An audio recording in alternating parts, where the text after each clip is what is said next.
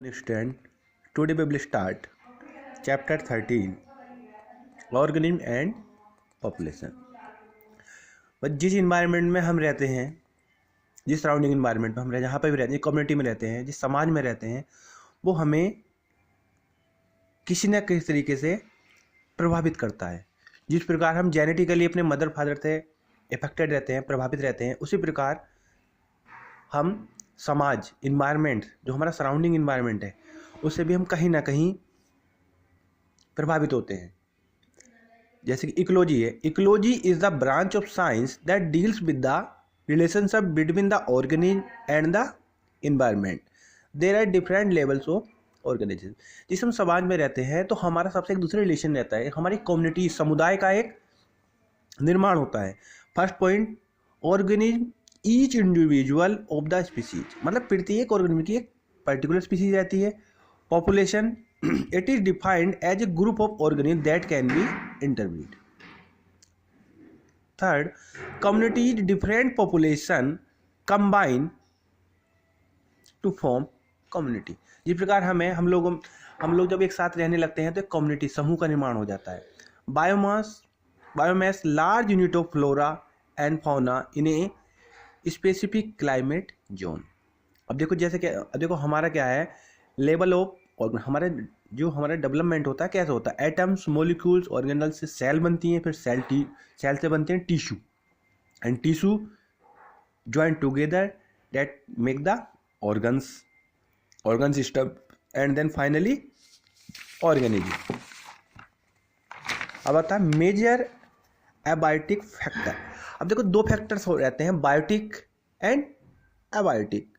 Biotic में आएंगे living things we know that about living things, जो मूवमेंट करते हैं, एस्पिरेशन करते हैं। उसी प्रकार जो रहते हैं हमारा major abiotic factor, temperature, water, light, soil.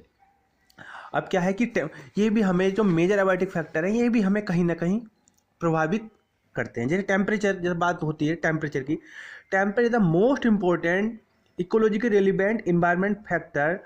You are aware that average temperature on land varies seasonally, decrease progressively and the equator toward the pole and from plain to mountain top. अब क्या temperature क्या सभी जगह जैसा नहीं रहता है, वो जोन्स के हिसाब से। जब हमारी जो अर्थ है सूर्य के चारों ओर मूव करती है तो क्या आता है कि जब कहीं पास जाती है तो टेम्परेचर इंक्रीज हो जाता है, दूर आती है तो टेम्परेचर कम हो जाता है। उसी प्रकार माउंटेन्स जो हमारे हिल एरिया पर टेम्परेचर कम रहता है, मतलब कि सर्दियों में सर्दी ज़्यादा पड़ती है क्योंकि, और अब प्लेन में गर्मी ज़्यादा पड़ती है। एंड सेकेंड थिंग, उसके बाद आता है वाटर। वाटर भी हमें कहीं ना कहीं, जो देखो एबायोटिक फैक्टर हो या बायोटिक फैक्टर हो, ये हमें कहीं ना कहीं अफेक्ट जरूर करेंगे। देखो water is another the most important factor influencing the life of organism, प्रभावित करेंगे। In fact life on earth originated in water and unsustainable without water, क्योंकि विदाउट वाटर जीवन की कोई, हमारा जो जीवन की उत्पत्ति हुई है वाटर से हुई है, और विदाउट वाटर हम जीवित रहने के बारे में सोच भी नहीं सकते हैं। In availability is so limited in desert that only special adaptation make it possible for organism live there. The productivity thick organism living in ocean, lake, river should not face quality.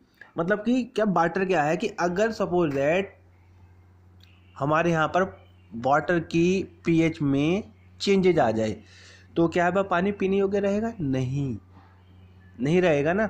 और dessert है, सूखे रेगिस्तान में पानी की संभावनाएं क्या पाई जाती हैं? कम पाई जाती हैं। बट वहाँ पे भी तो प्लांट्स पाए जाते हैं, अडेप्टेशन करते हैं। उनकी जो लीव्स है वो किसमें, कैक्टस है, कैक्टस में पानी तो क्योंकि इन प्लांट्स को पानी की तो कम आवश्यकता पड़ती है, पर ये पानी को स्टोर करते हैं। इनकी जो लीव्स है कांटों में बदल जाती हैं ताकि इनमें इवेपोरेशन ना हो।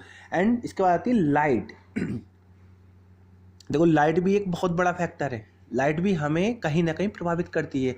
विदाउट सनलाइट भाई देखो लाइट से ही तो खाने का निर्माण होता है ड्यूरिंग, मतलब कि बाया फोटोसिंथेसिस। अगर लाइट ही नहीं रहेगी तो खाना, फोटोसिंथेसिस नहीं होगी। फोटोसिंथेसिस नहीं होगी तो ऑक्सीजन भी रिलीज नहीं होगी और कार्बोहाइड्रेट्स का भी निर्माण नहीं होगा। Plant produce food through photosynthesis, a process which is only possible when sunlight is available as a source of energy. We can quickly understand the importance of light for living organism, particularly autotrophs. Autotrophs के लिए है क्योंकि heterotrophs से depend रहते हैं others पर। Many species of small plants, herbs and shrubs growing in forest are adapted to photosynthesis optimally under very low light condition.